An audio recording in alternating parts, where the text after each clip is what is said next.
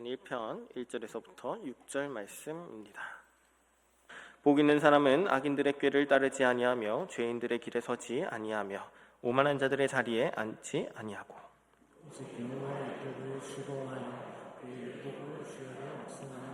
그는 시냇가에 심은 나무가 철을 따라 열매를 맺으며 그 잎사귀가 마르지 아니함 같으니 그가 하는 모든 일이 다 형통하리로다. 그러므로 악인들은 심판을 견디지 못하며 죄인들이 의인들의 모임에 들지 못하리로다. 무릇 길은 여호와께서 인정하시나니 망하리로다. 아멘. 시편은 하나님의 사람인 모세의 기도로부터 이스라엘이 포로로 잡혀간 그 바벨론 시대에 이르기까지 그 질고의 세월을 견딘 익명의 시인이 부른 노래에 이르기까지 천년의 시간을 아우르는 시들이 모인 게 바로 시편입니다. 시편은 히브리어로 테헬림이라고 합니다. 테헬림. 테헬림은 찬양들이라는 뜻입니다. 그러니까 단순한 시가 아니라 곡조가 이렇게 붙여진 찬양들이라는 것이죠. 무엇에 대한 찬양일까요? 무엇에 대한 찬양? 바로 하나님의 성품에 대한 찬양입니다. 하나님이 자기 백성과 맺은 그 언약을 신실하게 이루셨던 그 역사와 사랑을 찬양합니다. 그 역사는 창조와 새 창조를 통해 혹은 외부의 적으로부터 보호해 주심으로 또는 물질적으로 풍성하게 채워주시거나 아니면 신실한 왕을 세우심으로써 혹은 자신이 직접 왕으로 다스림으로써 나타납니다. 근데 이 시편은 찬양들이라는 제목과는 다르게 시편은 찬양뿐 아니라 신앙 고백과 변증 그리고 무엇보다도 기도가 참 많습니다. 그리고 그 기도 중 대부분이 탄식 기도입니다. 무려 시편의 3분의 1 이상이 탄식시입니다. 주님 앞에서 가식 없이 정직하게 진솔하게 자신을 다 보이는 것, 하나님께 모든 것을 다 토로하는 것. 그래서 종교적 의식이나 제도에 길들여진 모습이 아니라 있는 그대로의 모습을 하나님 앞에 적나라하게 내놓는 것, 숨김없이 이야기하는 것, 그것이 참 신앙이고 진정한 영성입니다. 또한 탄식은 신뢰의 또 다른 표현입니다. 동시에 저항의 표출이기도 합니다. 하나님의 의로우심에 대해서 신뢰하며 나는 불의의 편에 서지 않겠다는 다짐입니다. 1940년 전 세계의 학자들은 물론이고 우리나라 전체를 떠들썩하게 하는 유물이 하나 발견됩니다. 그건 훈민정음 해례본입니다. 해례본.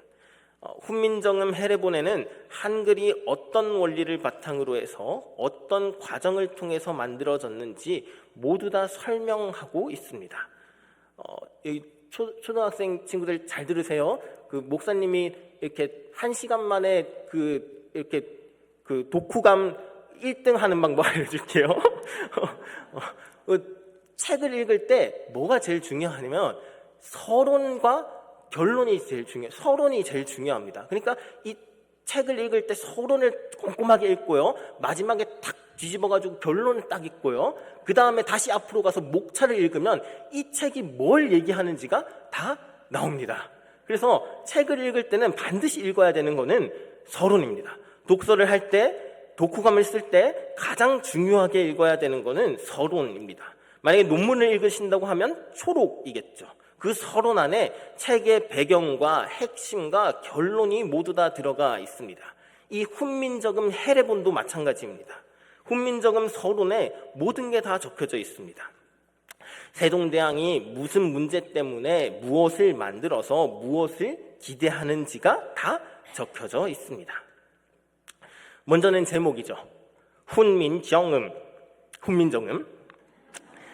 세종대왕은 먼저 문제의 원인을 얘기합니다. 나라 말씀이 중국에 따라 문자와로 서로 싸맞지 아니할 사이. 나라의 말이 중국과 달라서 문자로는 서로 통하지 못한다. 그리고 이제 문제를 제시하는 거죠.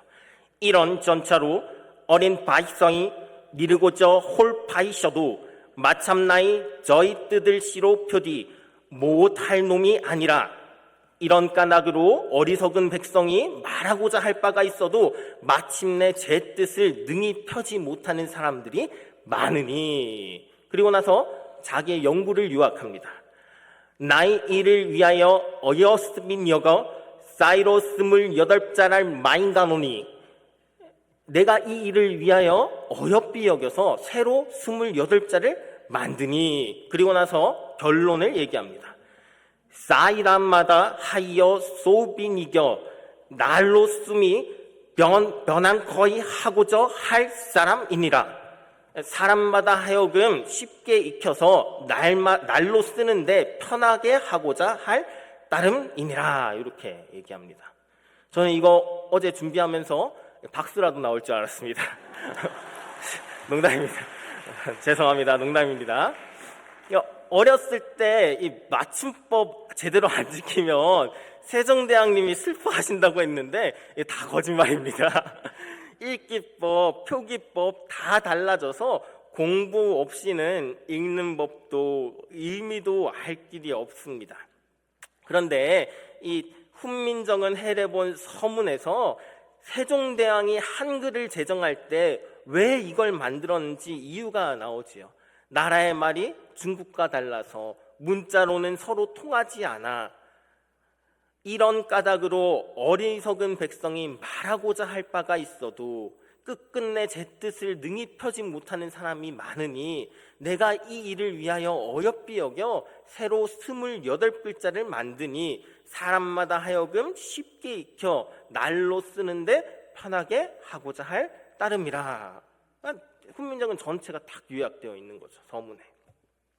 그런데 이 오늘 읽은 시편 1편이 훈민정음 서론과 같이 시편의 서론 되겠습니다. 그러니까 시편은 150편의 시를 한 권으로 묶은 시집이잖아요. 그리고 시편 1편과 2편은 이 시편의 서시입니다. 그러니까 이 시편 1편과 2편을 어떻게 읽어내느냐에 따라서 나머지 148편의 시편을 대하는 우리의 영적인 자세가, 깊이가 완전히 달라지는 거죠. 세종대왕이 창제한 한글의 목적을 알기 위해서 훈민정음의 서문을 가장 먼저 읽어야 하듯이 이 시편의 1편과 2편은 150편에 달하는 방대한 시편 전체를 아우르는 거대한 서론이자 편집자의 의도가 담긴 영적인 서문 되겠습니다.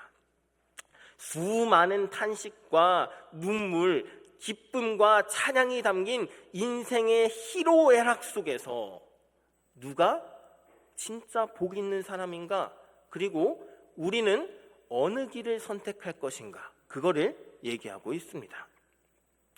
시편은 다윗 한 사람만의 작품이 아닙니다. 다윗 외에도 모세, 솔로몬, 아삽, 고라자손, 에단 등 다양한 저자들의 시가 포함되어 있습니다. 다윗 시대 이전부터 바벨론 포로기 이후까지 수백 년의 역사를 관통합니다.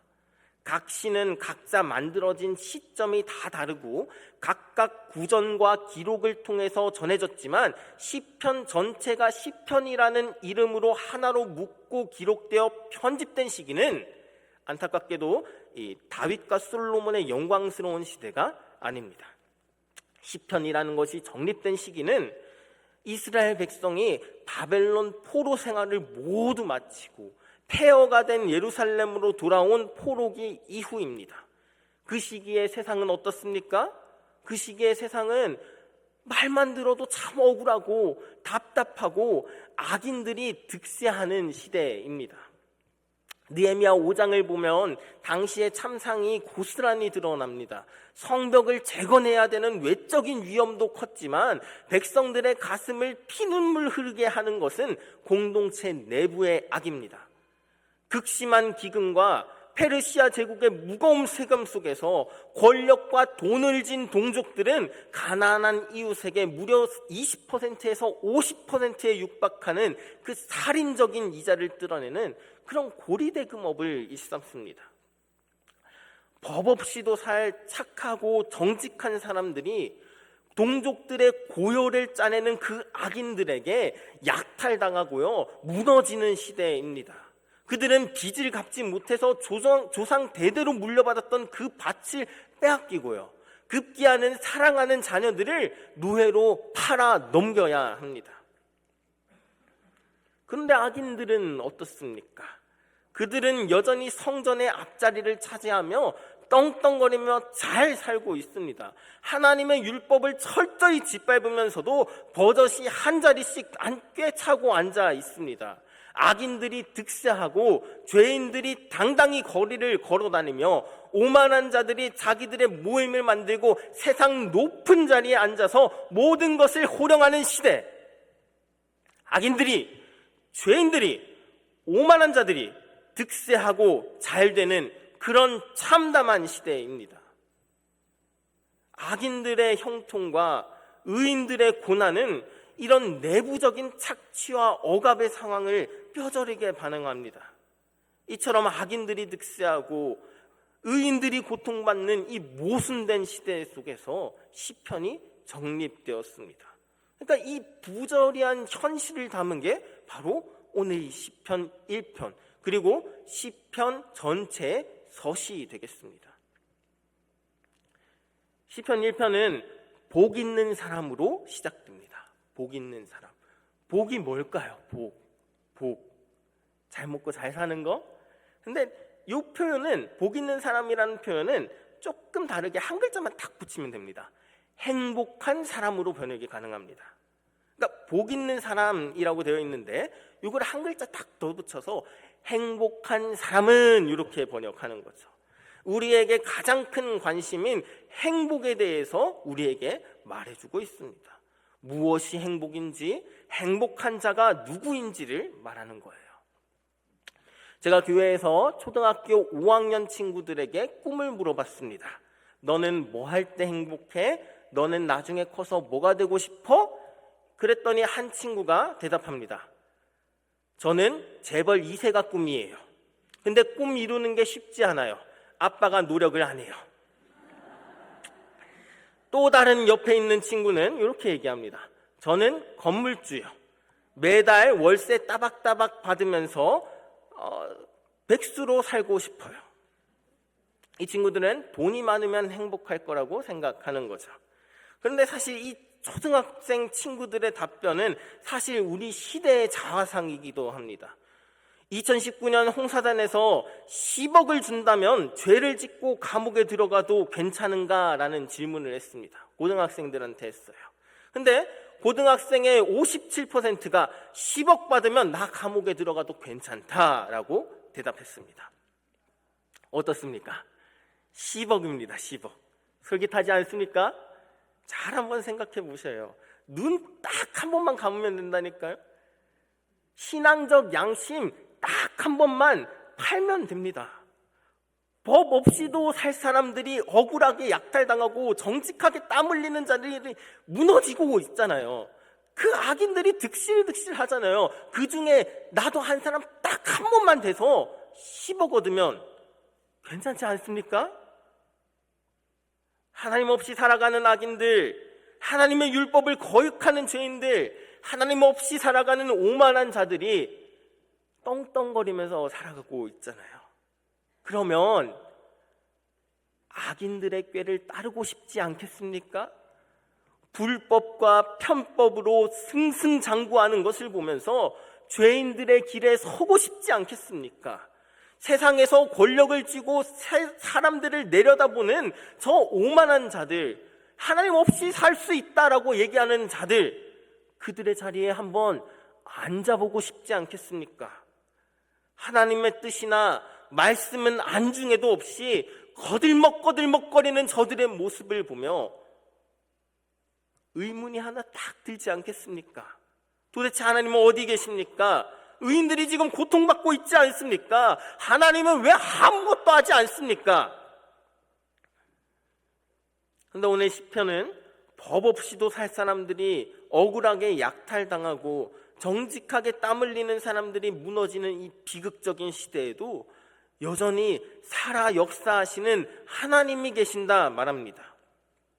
그래서 시편 1편은 너희가 복 있는 사람이다 라고 얘기하는 동시에 묵상해라, 말씀 읽어라 라고 얘기하는 동시에 하나님은 어떤 분이시냐면, 하나님은 너희가 내 사랑하는 백성들이 악인의 꾀를 따르지 않도록, 그 파멸적인 길인 죄인들의 길이 서지 않도록, 그 오만한 자들의 무리에 앉지 않도록 붙들어 주시는 분이라고 얘기합니다.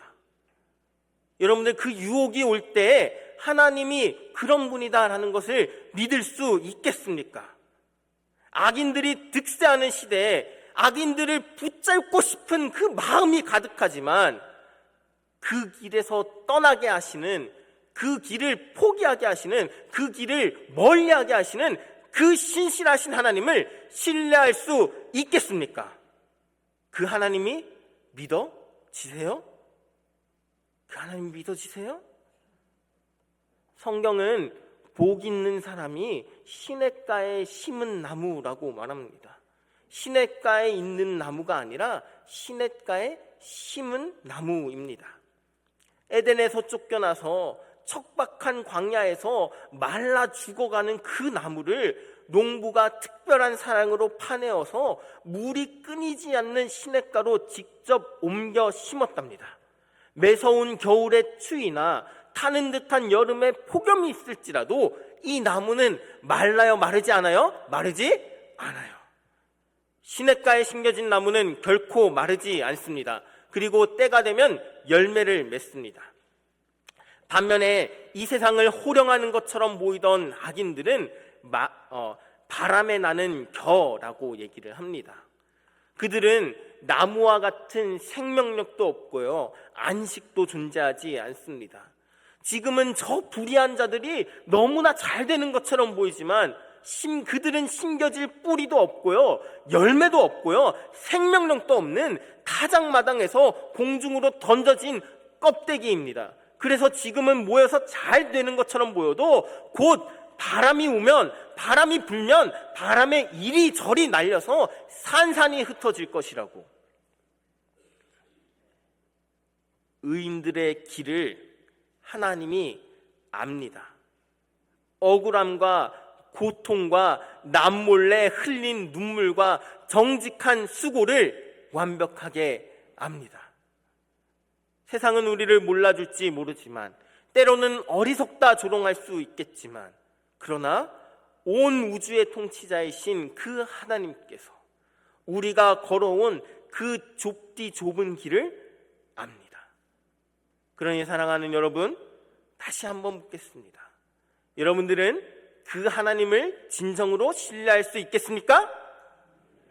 당장 눈앞에 펼쳐지는 악인의 형통에 속지 않고 나를 알아주시는, 내 눈물을 닦아주실 그 신실하신 하나님을 끝까지 믿을 수 있겠습니까? 행복은 소유가 아니라 말씀과의 관계에 달려 있습니다. 그래서 행복한 사람은요, 행복은 거절하는 것과 선택으로 가늠됩니다. 무엇을 선택하는지, 그리고 무엇을 거절하는지, 거절할 것을 거절하고 선택할 것을 선택할 때 우리는 행복합니다. 하나님은 하나님을 믿는 사람들을 위해서, 그 혹독한 세상을 버텨야 하는 자기 백성들을 위해서 하나님이 하나를 주셨다고 얘기를 합니다. 그것이 바로 2절입니다. 2절. 우리 한번 2절 한번 읽어보겠습니다. 2절입니다. 시작. 오직 여호와의 법을 즐거워하여 그의 법을 주야하였으나이다. 하나님은 우리에게 무엇을 주셨다고요? 율법을 주셨다고요. 살아있는 말씀을 주셨습니다. 그런데 여기서 묵상은 단순히 성경을 읽는 것이 아니에요. 단순히 조용히 눈을 감고 생각에 잠기는 것도 아닙니다. 히브리어 이 하가라는 이 단어는 굶주린 사자가 먹이를 움켜잡고 하는 그 소리, 혹은 누군가가 입술로 계속 끊임없이 중얼중얼 하는 소리, 준구가 웅얼웅얼 하는 소리, 그거 그러니까 이 같은 광고의 카피처럼 고기를 씹고 뜯고 맛보고 즐기는 거, 그게 뭐라고요? 하가, 묵상이라고요. 강아지가 객검을 몰고 하루 종일 맛보고 숨겨두었다가 다시 또 먹는 거, 그게 하가, 묵상이라고요. 악인들이 득세하는 이 현실 속에, 억울함 속에 무너지지 않기 위해서 하나님의 말씀을 내 입술로 주구장창 읊조리며 치열하게 버텨내는 생존의 몸부림, 그게 묵상이라고요. 밤이나 낮이나 다른 것 다 제쳐두고 오직 그분의 말씀만으로 기뻐하며 소화해내는 사람, 그가 오늘 뭐한 사람이라고요? 행복한 사람이라고 얘기하는 거예요. 행복한 사람. 왜 그 사람이 행복할까요? 하나님의 말씀으로 하루를 시작하는 것, 그리고 하나님의 말씀으로 하루를 정리하는 것, 그것은 하나님을 신뢰하지 않고서는 불가능한 일입니다. 주야로 묵상한다는 것은 하나님을 신뢰한다는 말과 같습니다. 그러니까 조금 바꿔서 얘기해 보면 묵상하는 것은 11조와 같습니다. 11조. 내가 번 돈 그거 내 것이 아니라 하나님이 주신 것입니다 라는 그 고백이 11조라면 묵상은 시간의 11조입니다. 저 악인들이 득세하는 때에 나에게 세상의 소리가 가득하지만 나는 그거 듣지 않겠습니다. 나의 주인은 하나님인 것을 고백합니다. 나는 말씀을 묵상합니다. 하나님은 바로 그 말씀을 통해서 척박한 이 땅을 살아가며 자칫 이 땅의 가치관에만 매몰될 수밖에 없는 우리를 근본적으로 변화시킵니다. 그 말씀을 읊조릴 때, 말씀을 묵상할 때 땅의 것으로 인해서 절망하던 우리의 시선이 들려집니다. 악인의 길이 흥왕해 보이고 견고해 보여도 그것은 망하는 길입니다. 말씀을 가볍게 여기는 인생은 바람에 나는 겨와 같이 가볍고 자기 마음대로 사는 인생의 결말은 결국에 빈손입니다. 그러니 말씀을 바라볼 때, 말씀을 통해 우리는 이 땅에 발을 딛고서도 하늘을 살아가게 되고 영원한 하늘을 바라보는 그 거룩한 백성으로 빚어집니다. 오늘 길이 2개 나왔습니다. 말씀을 따라 걷는 길, 그리고 악인들의 길. 바꿔 얘기해 볼까요? 말씀을 읽지 않으면, 말씀을 묵상하지 않으면 어디 길이에요?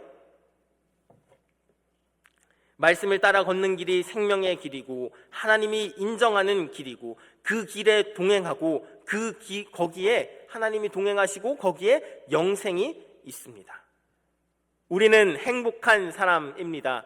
그것이 믿어지십니까? 그러나 내가 행복한 사람인지도 모른 채 날마다 원망하며 살아가곤 합니다. 오늘 한번 스스로에게 조용히 한번 물어보시길 바랍니다. 나는 행복한 사람인가?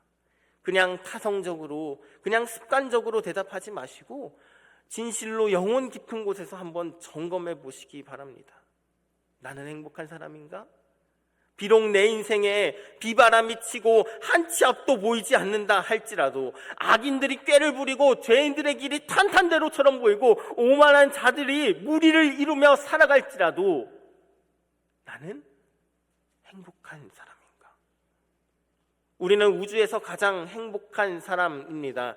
중요한 것은 세상의 부러움이 아니라 하나님의 알아주심입니다.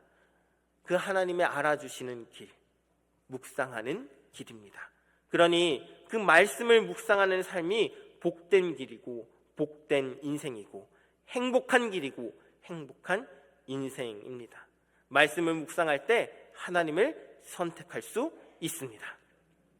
그 말씀을 굳게 붙들고 나를 인정해 주시는 그 하나님 아버지의 품 안에서 마음껏 감사하시고 마음껏 기뻐하시고 영원한 형통을 누리시며 행복한 인생을 살아가시는 그런 진량제일교회 성도 되길 주님의 이름으로 축원합니다. 기도하겠습니다. 사랑이 많으신 하나님 아버지, 참 감사합니다. 말씀과 함께하는 인생이 행복한 인생임을 고백합니다. 세상의 악인이 잘 되는 듯 보여도 그것이 날아갈 겨임을 고백합니다. 주님의 말씀에 뿌리 내리고 주님의 말씀에 경청하는 인생이 되게 하여 주시옵소서. 이번 한 주도 말씀과 함께하는 한 주, 말씀에 경청하는 한 주, 말씀을 묵상하는 한 주 될 수 있도록 인도하여 주시옵소서. 예수 그리스도의 이름으로 기도드리옵나이다.